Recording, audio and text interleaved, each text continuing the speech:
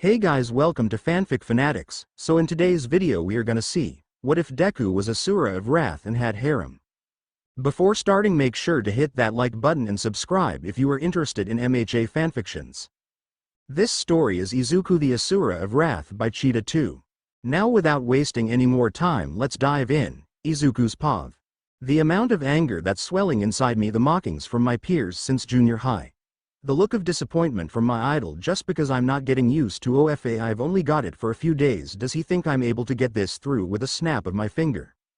Bakugo, he's the reason why I couldn't have a simple childhood just because I was quirkless. I hate him, I hate him. My thoughts were going all over the place while dealing with Bakugo, who was getting ready to finish me off, but for somehow while using my right arm coding in OFA my mind went through an astral plane involving nothing but a deserted place filled with sand and rocks, but I saw in my mind a shadow-like silhouette in the shape of a large male who was in a stance with his legs spread apart and his arms clenched, but instead of two he had 6 arms and glowing white eyes. You're still not ready, RHAT, you can't even hear my name, but I will let you use a bit of the power that's rightfully yours this once, but hear me, my reincarnation, until you hear my name. Let out your rage, your hate, you'll never overcome this feeling. After that I was back on earth feeling something that was with me for so long. Clenching my fist I let out a roar of anger, causing lines to form on my arm. With me delivering the punch upwards when I told my partner to get ready, and with that destroying the building, causing the windows to break. With that, All Might announced the hero teams won the match. Bakugo, who was pissed at the outcome, looked at me, but he suddenly felt fear because the reason for that was because I looked different. The upper part of my suit was destroyed, showing lines around my upper body along with bit of white in my hair.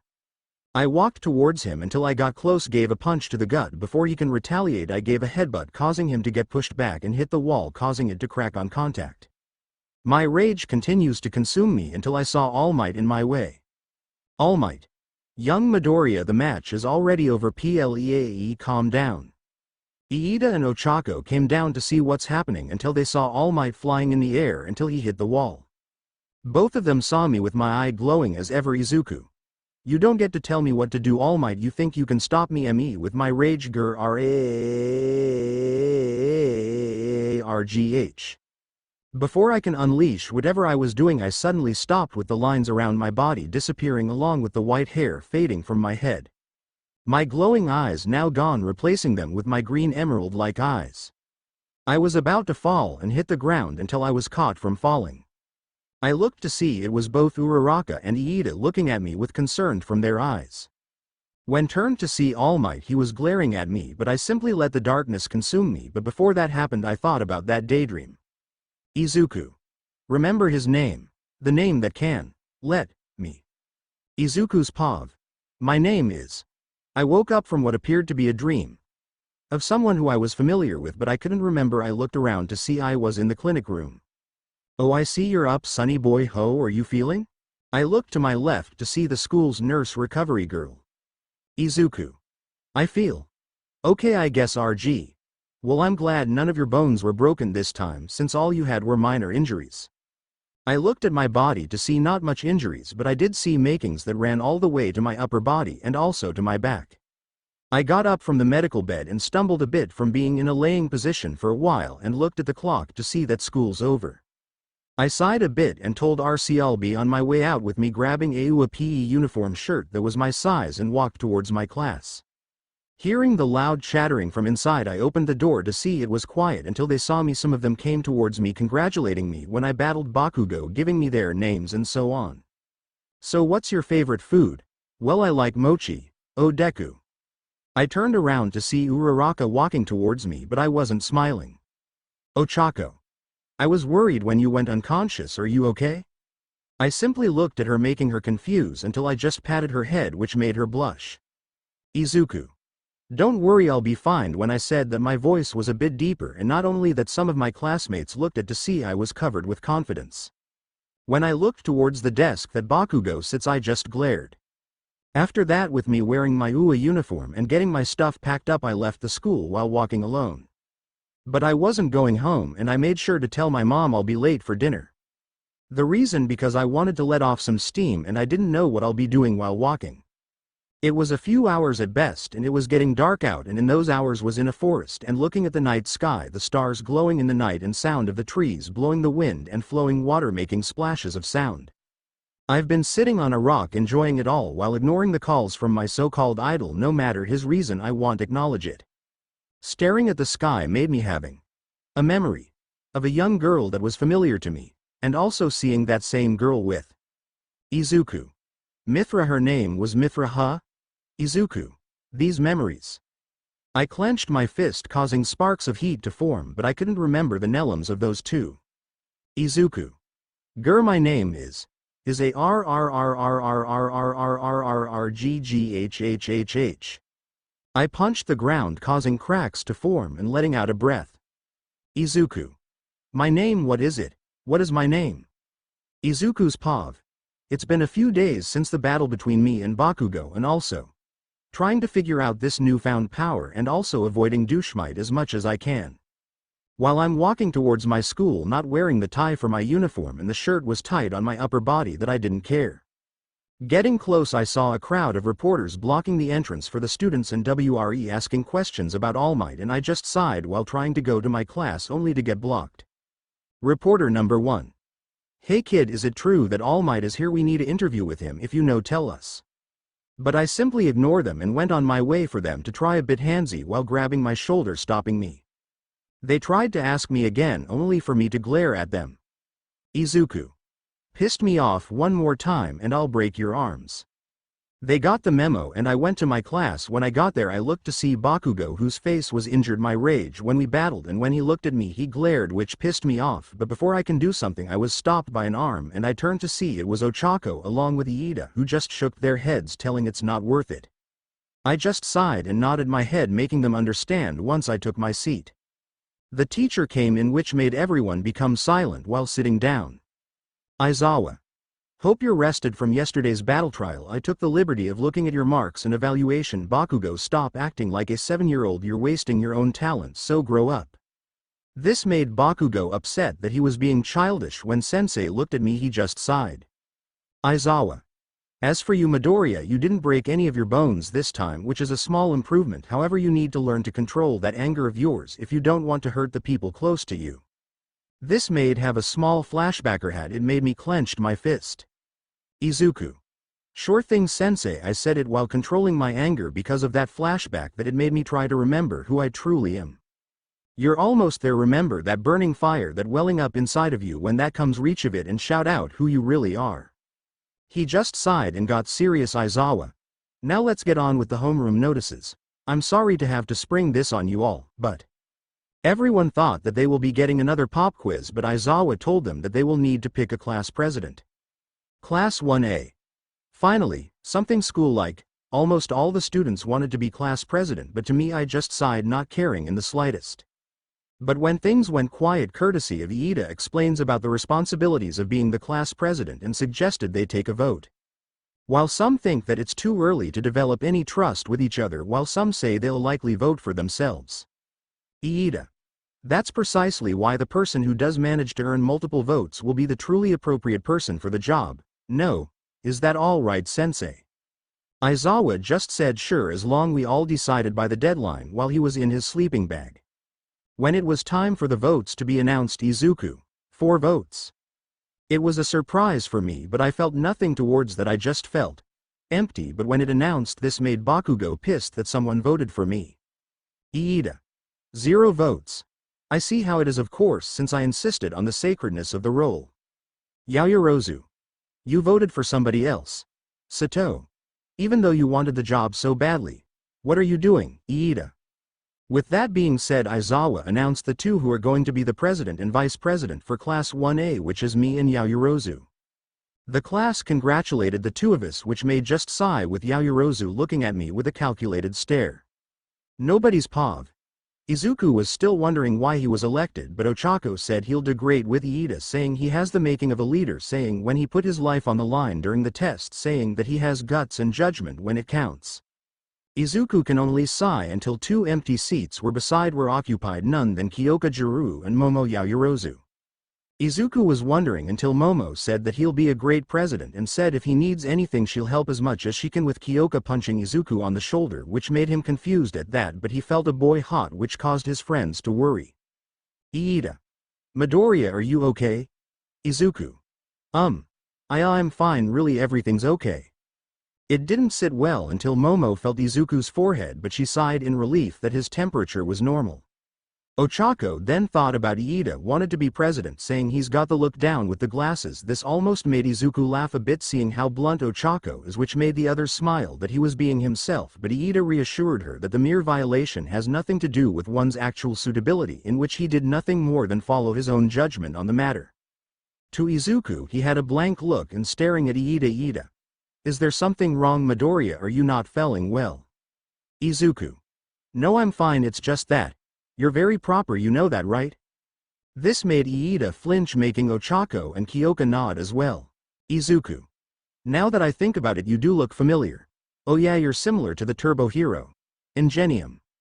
This made Iida shocked that Izuku found out about that, but he nodded nevertheless and talked about his family who have been on heroics for generations and worth him being the second son, and with his brother who is a beloved hero. Iida was aspired to be hero like his big brother. Iida. So as such I think it's too early for me to become a leader, since you Midoriya have what it takes. Izuku's pav. It was nice that Iida thought about that, but will I be a good leader? This feeling, I feel like I'm boiling over. Suddenly I felt a slight noise from my ear, hearing something that it was making my ears ring. Kyoka, who saw this, wondered if I was okay, same for Momo, Ochako and Iida. But then the sound of a siren alerted everyone. Security level 3 has been breached, students, please promptly evacuate. This caused panic to form, with Iida asking what's security level 3. Izuku. Someone infiltrated the school. Iida. When Iida saw my face he went pale. When he saw my eyes I was dead serious, with my eyes glowing along with my marks forming around my body. And when I saw students panicking I sighed. I told the others to stay where they are, which they nodded. So with enough force from my hands I created, causing the students to stop what they were doing and holding their ears from the sound. Izuku. If you all just calm down, you should see that it's just the press. Your UA students act like it and stop behaving like young children. They all saw how I looked calm and collected, but they knew that I was dead serious, and they started to walk in an orderly fashion, and I just sighed, feeling the markings covering my body. I then felt fatigued that I almost hit the ground, but Iida stopped that from happening, worrying about me along with the girls. Nobody's pav. After that the press withdrew when the police arrived. With Class 1A, Izuku, who was okay from his fatigue situation, announced that he was glad that the panic attack from the alarm has passed and that everyone is okay. Izuku. Minus Bakugo. Izuku. Now I would like to say this, if and only if that I'm not around the school, my vice president will help out during my time of absence. However, I would like Iida to be my co-president as well. I know for a fact he would have calmed down the students, and I'm sure he would make the right choices. This warmed Iida's heart when he heard and accepted, showing Izuku his smile. Izuku looked at Momo, who was staring at him. Izuku. Is something wrong? Momo. Please say what's going on with you before you give us a scare. Remember, I'm vice president, so I have to look out for you. Izuku just smiled at her and thanked her. This made Momo blush at that, but Izuku leaned back a bit, clenching his chest, and this caused his classmates to wonder what's going on, including his sensei, but Izuku reassured them that he's okay, but on the inside something's about to burst from Izuku soon. Meanwhile, one of the heroes questioned about what happened and thinking, could an ordinary reporter have done something like this? The principal looked at the destroyed door that was nothing but dust. Nedzu. Someone instigated this.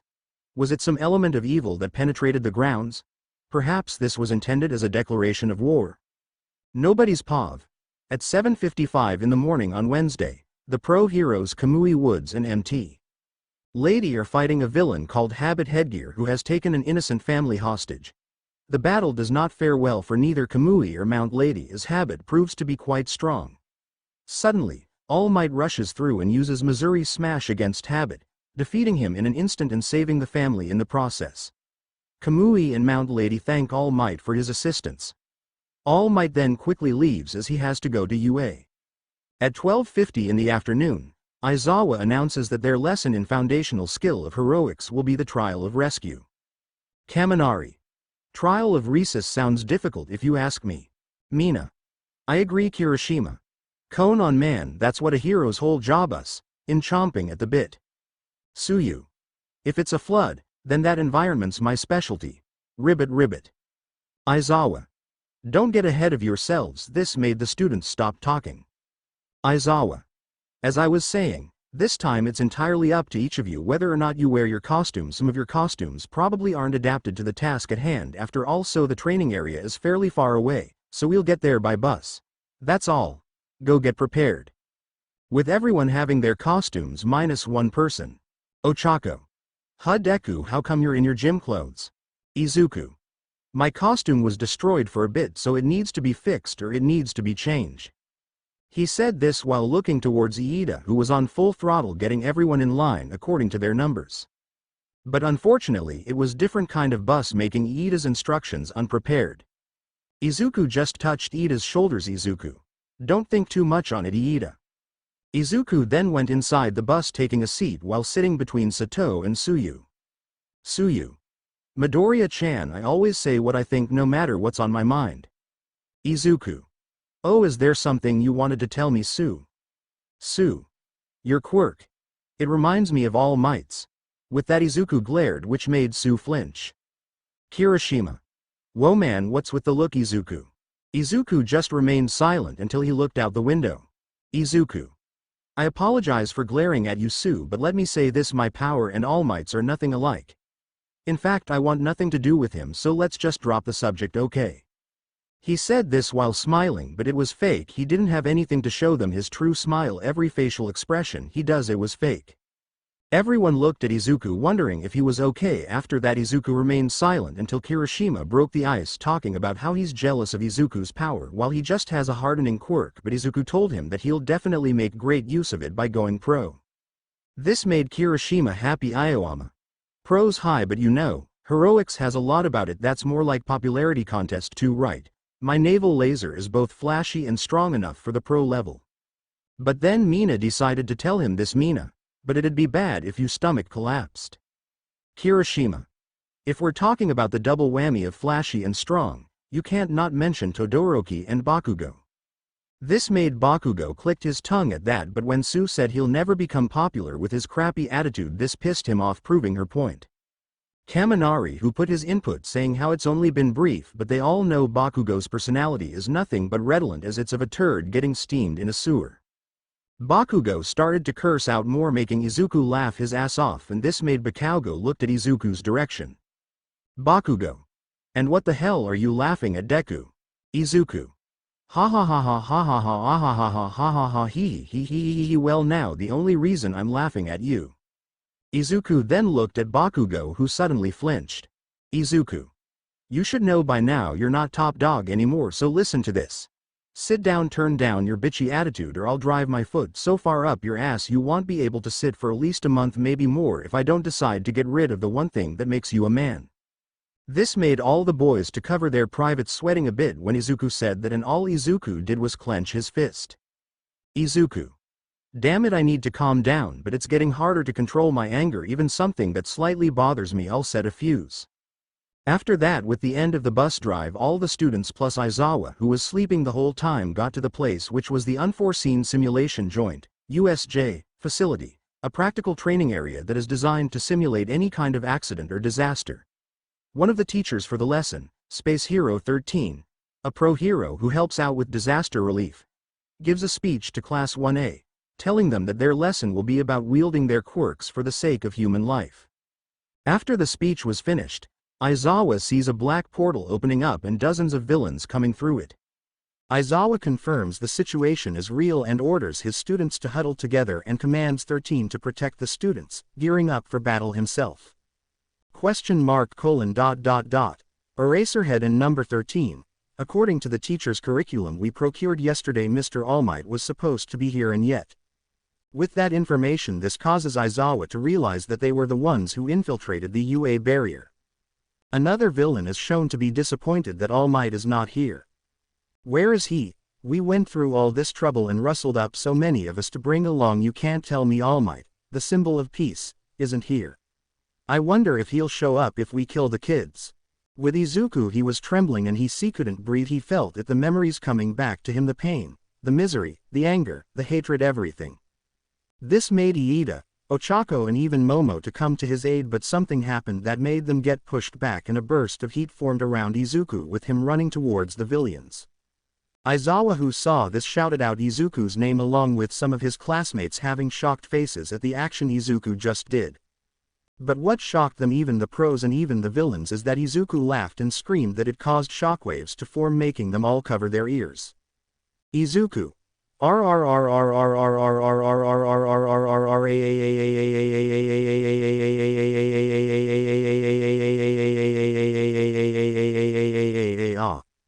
Nobody's paw. The sound of footsteps were heard and all the villains felt was fear before they felt confident that they can take down a couple of kids who were training to be heroes, but as they saw one person that descended to their level. They couldn't move, they couldn't speak, and all they could think about was to run far away. Izuku looked at them with rage, with his mind playing images of places he never went, people he never knew, and two people who he felt close to, brought him in tears. Izuku. You will suffer.